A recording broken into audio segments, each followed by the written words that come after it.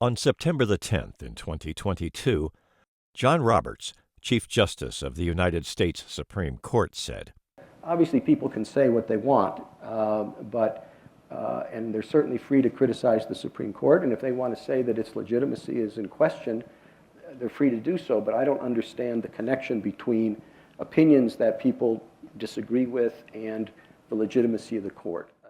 The Declaration of Independence incorporated a doctrine first articulated as the consent of the governed by John Duns Scotus in his Lectura and Ordinatio of the 1290s. That phrasing, adopted unanimously by the 56 delegates to the Second Continental Congress on July the 4th in 1776, was an unambiguous acknowledgment of the new nation's cardinal precepts. Their expanded phrasing further defined government's legitimacy. The Declaration stated that governments are instituted among men, deriving their just powers from the consent of the governed. On the United States Court's website, we find the following statement. Established justice is the first of 5 objectives outlined in the 52-word paragraph that the framers drafted in 6 weeks during the hot Philadelphia summer of 1787. In fact, the words, "in order to form a more perfect union," precede established justice, and any literate person would reasonably infer that the forming of such a union is a clearly stated objective. In fact, there are 7 objectives advanced through the preamble. The United States Constitution's first 3 words, "we the people," are also a clear indication that the consent of the governed was foremost in the minds of the framers, that any and all of government's legitimate functions are clearly derived therefrom.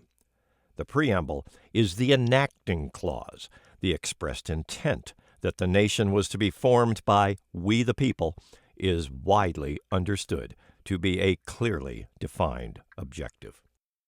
The citizenry is ultimately responsible for ensuring the faithful interpretation of the Constitution's mission statement, its defining objectives, and its guiding principles. Implicit to the statement, "we the people of the United States," is that we are the stewards of a Constitution that is designed to facilitate the formation of a unified nation. It is much, much more than a treaty between separate sovereign states. Understanding this constitutional imperative is first among the most basic qualifications for anyone holding a position of honor and trust on the United States Supreme Court or elsewhere in government. The enacting clause of the Constitution has been targeted by malign actors throughout the history of the United States. They have persuaded the judiciary to rule that it is to have no operative effect, and we the people never, ever consented to that.